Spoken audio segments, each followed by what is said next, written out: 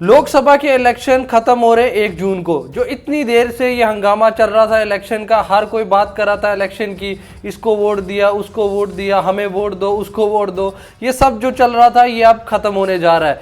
1 जून को 7th phase के last election होने जा रहे हैं देश भर में।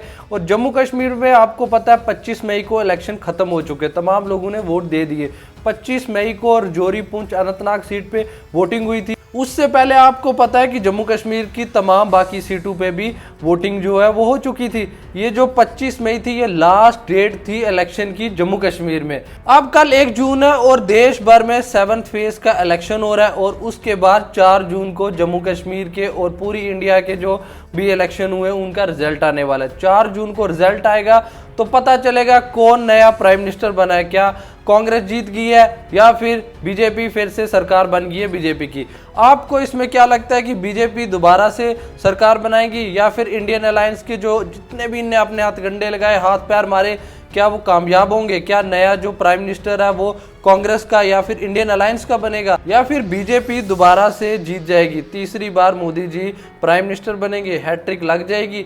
आपको पता ही है इस बार इलेक्शन कितना इंटरेस्टिंग बना हुआ है। बात करें जम्मू कश्मीर की, दिल्ली की, गुजरात की, जहां मर्जी की बात करें, हिंदुस्तान पूरे में इस बार इलेक्शन जो है बहुत ज़्यादा अच्छे तरीके हुआ है और एक टाइप से बहुत ज़्यादा जोशो खरोश देखा गया तमाम पार्टीज़ की, तमाम लोगों की।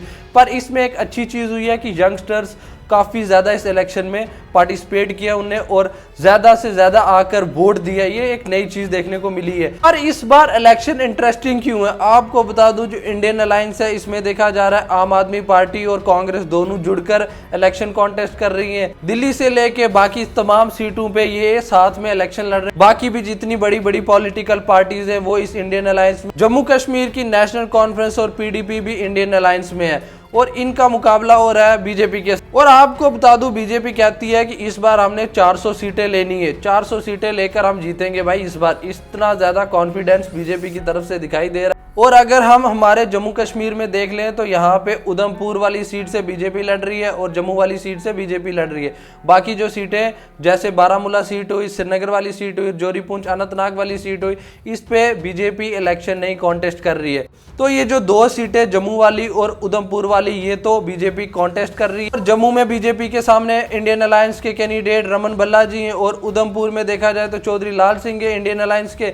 तो इसमें यही देखा जा रहा है, कहीं ना कहीं लोगों का यही लग रहा है कि जम्मू कश्मीर में ना करके बीजेपी को कहीं ना कहीं एक कोई सीट जीतने को मिले, क्योंकि ये जो चौधरी लाल सिंह है इसकी बहुत ज़्यादा लहर बताई जा रही है। कहीं ना कहीं ये लग रहा है बीजेपी कहीं जम्मू कश्मीर से तमाम सीटें हार ना जाए, ये भी एक डर बना हुआ है बीजेपी के लिए। अगर हम बात करें इंडिया की बाकी स्टेट्स की तो वहाँ पे मुझे लग रहा है बीजेपी कहीं ना कहीं काफ़ी ज़्यादा सीटें लेगी। ये जो 400 का नारा लगा रहे हैं कहीं ना कहीं ये इन्हें क्रॉस कर लेना है। इस बार मोदी जी की सरकार तो बनेगी, ये मैं आपको अभी से बता रहा हूँ।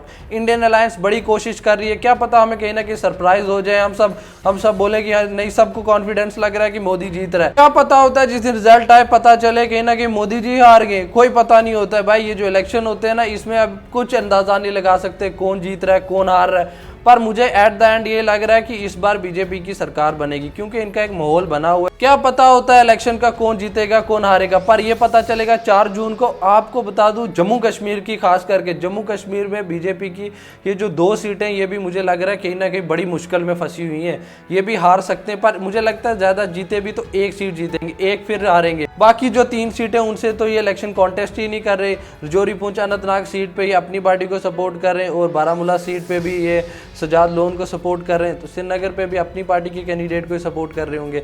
पर ये देखा जा रहा है जम्मू कश्मीर में बीजेपी का कहीं ना कहीं जो रुख है वो असेंबली इलेक्शन में ज्यादा सीटें जीतने का ज्यादा रुख है उनका। उनको इधर से लोकसभा की सीटें चाहिए भी नहीं है, उनको ऑलरेडी बाहर से ना बहुत ज्यादा सीटें मिलेंगी। इसमें तमाम लोग कहीं ना कहीं बीजेपी से खुश ही हैं, उनकी ऐसी सोच है कि बीजेपी अच्छा काम कर रही है, तो क्या पता बीजेपी दोबारा से सरकार बनाएगी।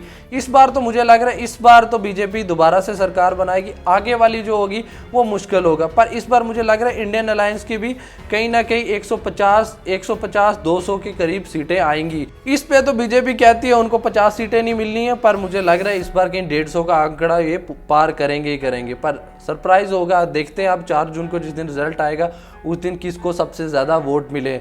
और आप सबका बहुत बहुत शुक्रिया मेरी वीडियो देखने के लिए। आप मेरे साथ ज़रूर जुड़े रहें। हम यहाँ के जम्मू कश्मीर की जो तमाम सीटें उस पर बात करने वाले हैं, कौन सी सीट से किसको ज़्यादा वोट पड़े, कौन यहाँ पे जीत रहा है, इस पर भी हम डिटेल वीडियो बनाएंगे, बात करेंगे हर एक सीट की। श्रीनगर सीट की, बारामूला सीट की, उधमपुर सीट की हुई, जम्मू की सीट हुई, रजौरी, पुंछ, अनंतनाग की सीट हुई, इस पे हम तमाम बातें करने वाले। आप मेरी नेक्स्ट वीडियो में ज़रूर देखेंगे। हम इनमें से किसी एक सीट पे ज़रूर बात करेंगे, तो आप मेरे साथ जुड़े रहें और आपको डिटेल में बताऊंगा मैं कि जम्मू कश्मीर की हालात क्या है और जम्मू कश्मीर की कौन सी सीट से किसको सबसे ज़्यादा वोट पड़ सकता है। बाकी आप सबका बहुत बहुत शुक्रिया मेरे साथ जुड़ने के लिए, मेरी ये वीडियो देखने के लिए। आप सबका शुक्रिया।